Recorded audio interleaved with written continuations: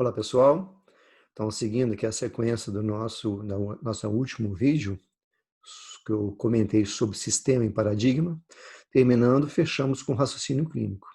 Então, o que representa o raciocínio clínico? Se a gente for analisar a palavra raciocínio, ela representa um pensamento, né? Uma exposição de ideias. Agora, o que está por detrás desse raciocínio? Esse que é o ponto importante que nós devemos pensar e abordar aqui. E que também devemos saber, né? Devemos ter em mente quando estamos diante de um paciente. Esse é o nosso dia a dia. Então, o clínico, de forma geral, ele vai ser o ponto de interligação de tudo que nós fazemos no nosso dia a dia. Por quê? Porque através de um raciocínio, através de um pensamento, nós temos o quê? Chegamos a conclusões de algo. E chegando a conclusões de algo, nós podemos tomar decisões, né? É o exemplo que eu sempre dou. Eu quero comprar um carro. Se eu quero comprar um carro, primeiro que vem à minha mente é qual é a marca que eu quero? É da Ford? É da Toyota? É da Honda? Primeiro, eu tenho que determinar isso, né? Qual é a marca? Depois, o modelo. Eu quero a Honda, eu quero lá um Civic, por exemplo, né? Pronto, eu já tenho o modelo do carro. Aí vem um ano, é um novo, um seminovo, é um usado, beleza. Agora, qual é o ano, dentro desse ano, quais são os valores que existem? Quais são os valores que existem de carro para isso que eu estou querendo? Aí eu só posso comprar até 50 mil reais. Beleza, eu vou analisar 50 mil reais. E vou investigar aonde? Vou investigar em cima de agências. Vou buscar várias agências aonde você mora. E dentro daquele perfil que você está atribuindo, você vai visitar, vai conversar, vai chegar a conclusões, né? E vai tomar suas decisões para aquilo que você quer. E assim acontece quando um paciente vem para nós. Quando ele vem para nós, o que ele está querendo? Ele está querendo realmente chegar a uma melhora. Ele quer justamente chegar o quê? A uma conclusão de aquele profissional no qual eu busquei, ele pode me ajudar, ok? Então é isso que a gente vai ver agora. Deixa eu abrir aqui a tela.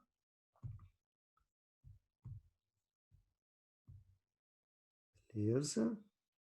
Aqui. Então, dentro desse raciocínio clínico, então o que nós temos que saber? Vamos começar do final para o começo. O paciente vem para nós porque ele quer que nós possamos ajudá-lo.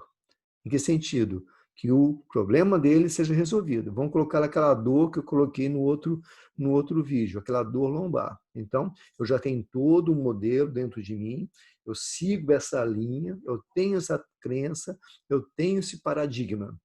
Agora, eu tenho que saber como resolver esse problema desse paciente.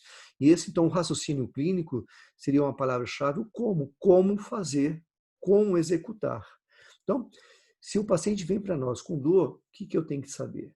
Eu tenho que ter uma técnica adequada para ajudá-lo, já vimos isso. Como que eu vou selecionar a melhor técnica? Eu seleciono a melhor técnica porque eu tenho que ter um diagnóstico, beleza? Se eu tenho que ter um diagnóstico, como que eu chego a um diagnóstico? Eu chego a um diagnóstico através de um modelo de avaliação. E dentro desse modelo de avaliação, esse intrincamento todo, nessas conexões todas, até o tratamento final, a execução e a alta do paciente envolve todo esse processo do raciocínio clínico. Então, qual é a razão de o porquê nós temos que saber entender bem essa questão do raciocínio clínico? Porque o diagnóstico está no cerne da prática clínica em geral. Tudo que nós fazemos tem que chegar a um diagnóstico. Por isso que eu comentei inicialmente, aquelas pessoas que apenas chegam e tratam o paciente com técnicas no plural, simplesmente porque está com uma dor no ponto, ou seja, seguindo um modelo biomédico, que não é o nosso modelo, certamente a chance de acertar é muito baixa. Não está tratando a causa. Então, a ideia desse raciocínio clínico, né, de dar o diagnóstico, é justamente nós conseguirmos trabalhar a causa do problema do nosso paciente. Ok? É bom? O que é, então, raciocínio clínico? Existem vários modelos de raciocínio clínico, vários. Geralmente a literatura dá em torno de 6 modelos. Agora, recentemente, li um artigo que a pessoa que esse autor questiona justamente isso. São modelos que eu comentei no primeiro vídeo. Ele coloca outros modelos da ideia. O importante é nós criarmos nosso próprio modelo diante de todos esses modelos, né? De qualquer forma, eu tenho que ter uma estrutura, tem que ter uma base. Então, o que é o raciocínio clínico em si? É o ponto de partida de tudo. É o processo de tirar conclusões baseado em fatos conhecidos ou presumidos. Então, temos que analisar essas palavras que são importantes, a etimologia dessas palavras. Processo, o que é processo? Processo é uma ordem, processo é uma sequência, né? Então, como que eu consigo isso dentro desse modelo que eu vou executar? Através de uma avaliação. E a avaliação possui uma ficha de avaliação. A ficha de avaliação tem algumas, né, algumas importâncias, algumas ideias que são objetivos. O primeiro dele, naturalmente, uma ficha de avaliação, ele envolve o fator legal. E para nós, naturalmente, isso é importantíssimo.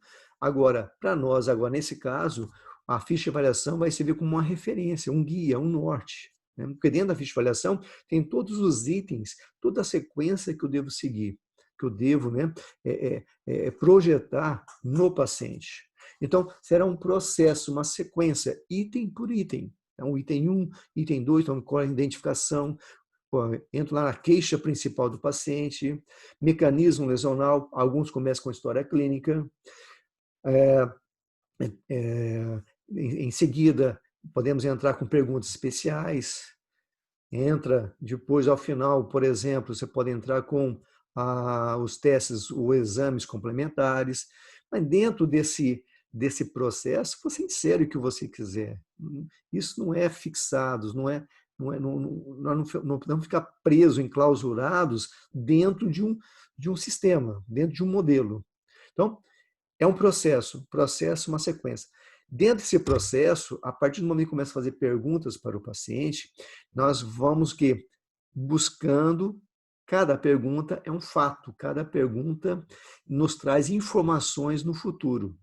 Lembrando que um fato isolado não significa nada, nada, nada. Por isso que nós temos que juntar, agregar vários fatos para tornar uma informação. E dentro dessa informação, podemos chegar às conclusões. Então, existem fatos conhecidos, que a gente vai fazer as perguntas para o paciente, e presumidos, que são algo que já se conhece daquele paciente. E vou anotando. Por que tudo isso?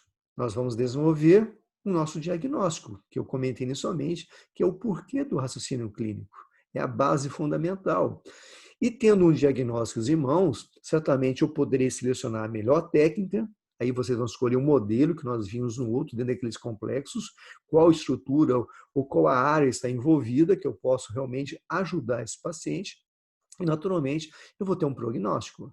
Então, se eu chego à conclusão que o meu paciente tem algo que envolva o sistema musculoesquelético, tem, por exemplo, uma tendinite.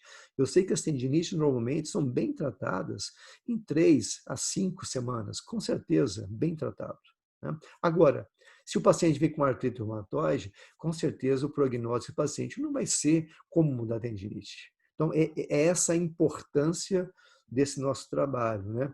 Desse nosso desenvolver essa sequência de informações, chegando ao diagnóstico e ao prognóstico do paciente. Então, o raciocínio clínico, nós temos que também ter como base, né, as palavras Cerveros e Harris, que eu coloquei aqui. É o pensamento e a tomada de decisão associadas à prática clínica que permitem aos terapeutas tomar as medidas mais acertadas para pacientes individuais. Nesse sentido, o raciocínio clínico é o meio para a ação sábia. Então, eu coloco aí assim, duas questões. Primeiro, tomar a decisão.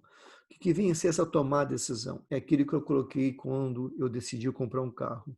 Depois de tudo que eu fiz, Cheguei nas agências, vi várias agências, eu sentei e vi, pô, essa agência é melhor para mim.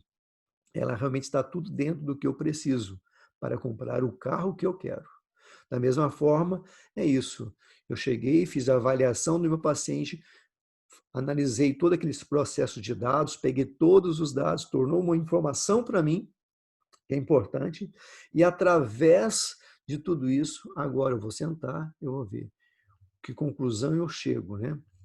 Qual é a tomada de decisão? O que eu faço com esse paciente? Esse paciente é elegível ou não é elegível para fisioterapia? Ah, é elegível para fisioterapia. Beleza. E agora, o que eu vou fazer com esse paciente se é elegível para fisioterapia?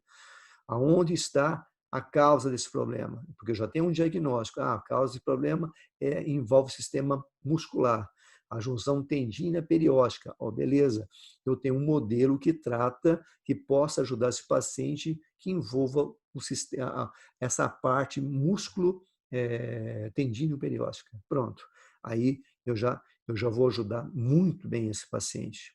E por que eu coloco pacientes individuais? Porque essa nossa avaliação é individual.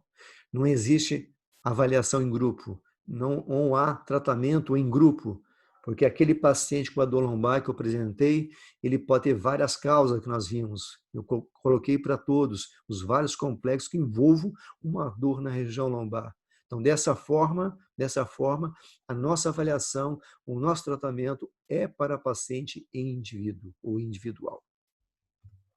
E aqui, para terminarmos, um resumo do que é o nosso raciocínio clínico. Então, o raciocínio clínico é o nosso equilíbrio, é o nosso equilíbrio.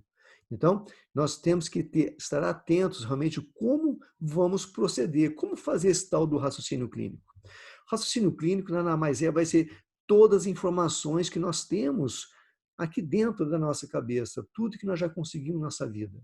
Então, os conhecimentos básicos que aprendemos na faculdade, que ainda hoje estudamos, que é importantíssimo, que toda hora está evoluindo, é dinâmico isso, né?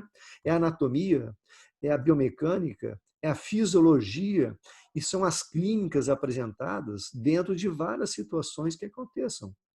Então, isso não é impossível nós chegarmos a uma conclusão, a chegarmos a fazer um trabalho de uma avaliação se eu não tenho esses conhecimentos básicos.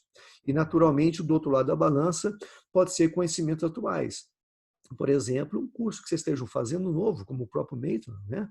Vocês vão trabalhar, vocês vão aprender como esse sistema funciona para poder aplicar no seu dia a dia com seus pacientes. Então, juntando tudo isso, os conhecimentos básicos e os conhecimentos atuais, que é importantíssimo, isso é de cada um, é a leitura individual, é um interesse, é a dedicação de cada um de nós, né? Nós vamos chegar a uma conclusão, que é o nosso diagnóstico. O conceito Maitland, esse modelo que estou apresentando, que é o conceito Maitland, ele nos dá o sinal comparável como diagnóstico. Para que vai servir isso? Já comentei, nós vamos tomar a decisão realmente de escolher agora qual vai ser o melhor procedimento para o meu paciente, dentro de vários modelos que existem no mercado. Então, isso fica muito mais definido, fica muito mais coerente, fica muito mais visível, né, para nós, porque nós não ficamos trabalhando assim ao escuro, né? Atirando ao escuro, como fica mais fácil. Porque quem apenas usa técnicas, ele atira no escuro. Uma hora pode acertar, mas quem faz todo esse processo, seguindo um modelo, seguindo um paradigma, né? Seguindo, né, um raciocínio clínico, através de uma ficha de avaliação, onde chega um diagnóstico, chega a tomar uma decisão para depois tratar o paciente, é muito mais fácil, é muito mais seguro para nós e para o paciente como um todo. Ok, pessoal? Eu espero que tenha ajudado a todos nesse sentido. Meu próximo vídeo vai ser um ponto importante para entrar ainda mais dentro desse sistema do raciocínio clínico, que é a comunicação. Porque se não houver comunicação, não há raciocínio clínico. Eu costumo dizer que a comunicação é a alma do raciocínio clínico. Um grande abraço a todos e até a próxima.